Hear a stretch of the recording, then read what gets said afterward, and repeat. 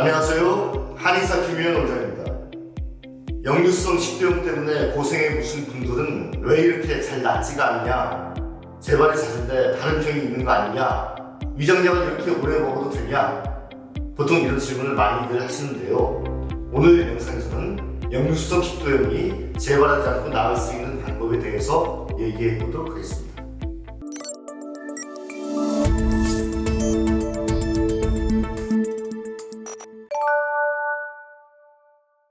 위액이 식도로 올라와서 벌어지는 재반 증상을 말합니다. 자, 우선 위에 대해 먼저 말씀드리겠습니다. 위장은 아주 드라마틱한 장기입니다. 입에서 대충 부서진 음식이 즉시 들어와 장기에 직접 닿습니다. 즉, 외부 물질이 1차적으로 맞닥뜨립니다. 그래서 원래 위장은 강인합니다. 소화 과정은 외부 물질과 나와의 전투라고도 볼 수 있는데 그 과정이 치열하기 때문에 위액은 강산으로 되어 있습니다. pH 1, 2 정도죠. 고기가 녹을 정도입니다. 근데 고기는 녹는데 위장 자체는 왜 안 녹을까요? 그 이유는 위 점막은 산을 보호할 수 있게 코팅되어 있기 때문입니다. 이 코팅에 문제가 있을 경우 여러 가지 위장 질환이 일어날 수 있고요. 위와 식도 사이에는 분문이라는 일종의 밸브가 있습니다. 식도가 위장으로 음식을 전달하고 분문은 닫히게 됩니다. 근데 이 밸브에 문제가 생긴 경우에는 위액이 식도로 흘러넘칠 수 있습니다. 근데 식도는 코팅이 없습니다. 그래서 위액이 식도를 공격하면 역류성 식도염이 생기게 됩니다. 유산이 식도로 넘어오게 되면 식도가 손상을 입겠죠. 즉 염증이 생깁니다. 근데 사람마다 여러 가지 증상이 나타납니다. 신물이 넘어오고 가슴이 아프고 가슴이 타들어가는 느낌이 들기도 하고 뻐근하기도 하고 목이 쉬기도 하고 기침이 나면서 목에 가래가 매달린 느낌이 나기도 합니다. 가장 무서운 경우는 식도 정맥류 파열로 뇌량 출혈이 일어나기도 합니다. 보통 제산제는 PPI라고 하는데 유산의 분비를 줄이고 농도를 약하게 하는 작용을 합니다. 물론 식도로 넘어오는 유산이 적어져 역류성 식도염의 증상을 완화시키는 작용을 합니다. 하지만 유산 분비가 줄어들면 위장의 소화 기능과 세균 억제 작용에 심각한 문제가 생길 수 있죠. 소화가 안 되고 위 점박이 벌어서 위염, 위궤양 등이 생길 수 있습니다.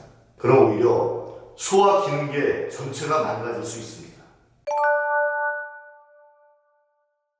역류성 식도염은 식도의 문제가 아니라 위장과 소화기 전체의 문제이기 때문에 근본 치료가 되지 않으면 당연히 재발할 수밖에 없습니다. 역류성 식도염의 재발률은 무려 8, 90%라고 합니다. 그러니까 역류성 식도염이 재발하지 않게 하는 게 매우 중요하겠죠. 소화 기능계 전체를 다스려야 합니다. 마치 자동차 생산 과정에서 어느 한 군데라도 이상이 생기면 전체 생산에 사질이 생기는 것과 같죠. 첫째, 규칙적인 식사를 해야 합니다. 음식물이 들어오면 위장은 아주 격렬하게 활동합니다.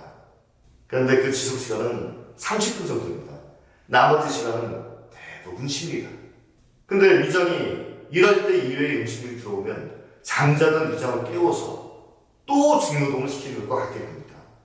이게 반복되면 위장은 지치고 제 기능을 잃게 됩니다. 그러면 소화기 전체에 악영향을 미치겠죠. 당연히 역류성 식도염도 재발합니다. 둘째, 술, 담배, 커피, 탄산 음료가 안 좋습니다. 위액에 과분비를 유발합니다. 음식물이 없는 상태에서 위액이 과분비가 되면 위액이 위장 자체를 공격할 수 있습니다.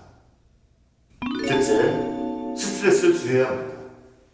스트레스를 받으면 음식물이 들어오지 않아도 위액이 나옵니다. 당연히 안 좋겠죠. 넷째, 적절한 치료를 해야 합니다. 물론 양약에도 제산제뿐만 아니라 여러 가지 좋은 약들이 있습니다만 한의학에서는 효과가 좋은 아주 많은 한약이 개발되어 있습니다. 역류성 식도염은 직접 사람을 죽게 만드는 병은 아니지만 우리나라 인구의 10%가 가지고 있을 만큼 흔한 병입니다. 모든 병이 그렇듯이 방치하면 더 위험한 질환이 될 수 있습니다. 부디 증상을 무시하거나 단순 제산제 같은 대증 약물에 의존하지 마시고 한의원에서 정확히 진단 치료 받으시길 권합니다. 오늘 영상이 도움이 되셨다면 구독, 좋아요, 알림 설정도 부탁드립니다. 감사합니다.